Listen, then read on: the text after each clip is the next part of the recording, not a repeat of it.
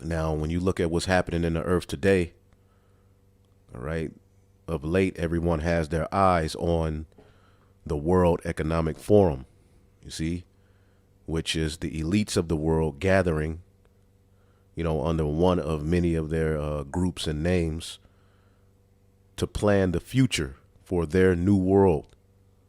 Okay, bringing in a new way, their fourth industrial revolution, which is ultimately the Tower of Babel all over again. You will own nothing.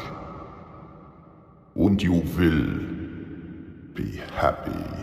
The World Economic Forum is pushing for a global ID by 2026, fueled by blaming the average citizen for their carbon footprint. Why is the World Economic Forum bothering with digital identity? Why are we looking into it? Why is it such an important topic for us? How we construct and use digital identities would determine how people are represented online, what opportunities they have access to, what or who is trusted online. So it's also a very important tool for financial inclusion. It's a starting point where a number of actors, you know, from the international development community and the private sector and everything in between have started to come together to think about what principles should be governing the use of these systems.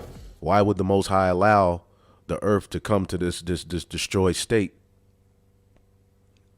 You see? And why are these devils boasting in such wicked plans? Okay, even to bring in the charagma, which is the microchip. And what it is, as far as the MOTB is concerned, it's the whole system that these devils are introducing to the world, which is a digital system. You know, and you brothers and few sisters that have been watching, you know that we've been speaking about this digital system for quite a while. It can't be hidden anymore. It's out in the open. It's so out there in the open, you know, the evidence is overwhelming, you know. So with this whole system that they have set up, this digital currency, you know, and they're pushing, this is that's the cause. And what's the effect or the result is everyone on the planet being sea-hipped. That's their goal.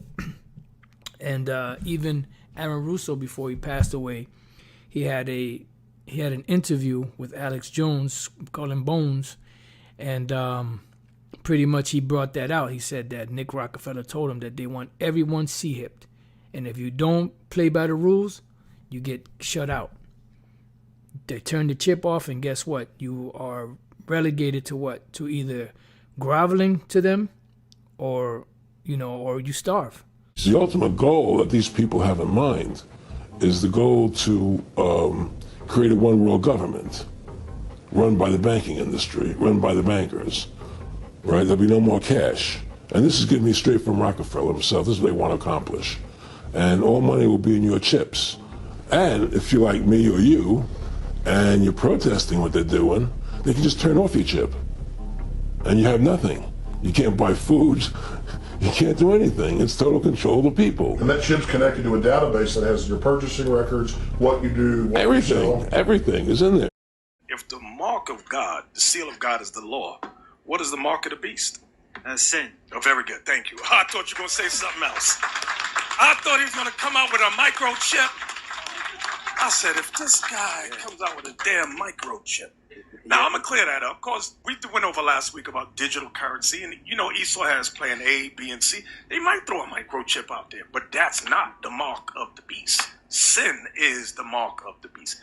Yes, there are secret societies. Yes, there have been oligarchies throughout history. And yes, today in 2002, there is a tyrannical organization calling itself the New World Order, pushing for worldwide government, a cashless society, open borders, total and complete tyranny. And by creating open borders where there's no national sovereignty and only global bodies that control all the resources, by centralizing and socializing healthcare, the state becomes God, basically, when it comes to your health. And then by releasing diseases and viruses and plagues upon us, we then basically get shoved into their system. The goal was never to put an old senile puppet into the presidency to run havoc. The goal was to create a cashless society. And so while bringing Joe Biden to justice may feel like a victory, the tyrants are still getting exactly what they wanted.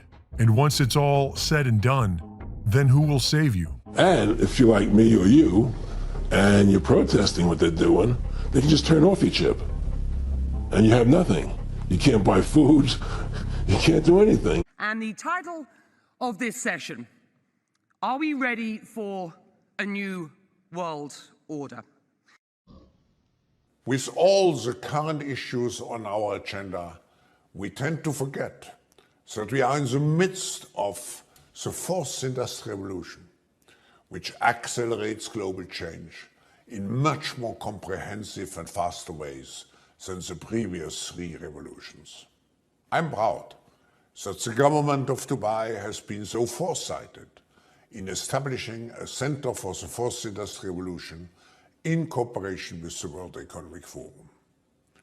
The objective is to quickly recognize the potential of new technologies, as well as develop the necessary ethical and political frameworks around those new technologies to ensure that those technologies are human-centered and society-oriented.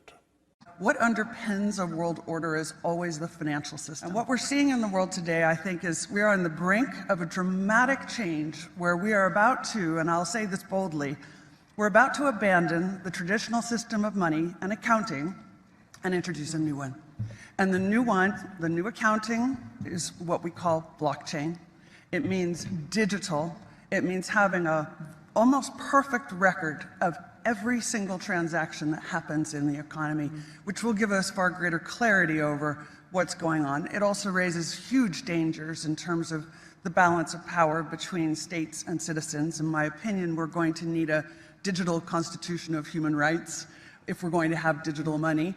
But also, this new money will be sovereign in nature. Most people think that digital money is crypto and private, but what I see are superpowers introducing digital currency. The Chinese were the first. The US is on the brink, I think, of moving in the same direction. The Europeans have committed to that as well. And the question is, will that new system of digital money and digital accounting accommodate the competing needs of the citizens of all these locations so that every human being has a chance to have a better life?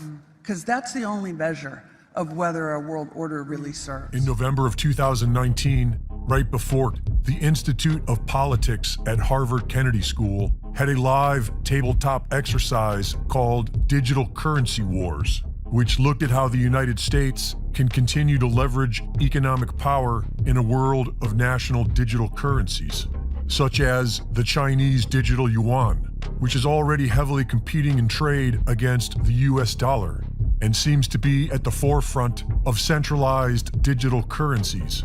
And it has an expiry date. If you don't spend it by then, it becomes worthless, so people can no longer save money. The Bank of International Settlements has announced that the central bank will have absolute control on the rules and regulations and will have technologies to enforce it. The Central Bank of Brazil is planning to launch their centralized digital currency in 2024. Israel is about to launch theirs, and the Bank of England is now preparing a UK digital currency. Italy's new Prime Minister, Meloni, is speaking out against the cashless society, but she seems to stand alone on the world stage. In the Federal Reserve's digital currency scheme, it appears that Hedera and Quant will be used on the technology side. They are already connected to everything. The cashless society is here. What it is, as far as the MOTB is concerned, it's the whole system that these devils are introducing to the world, which is a digital system.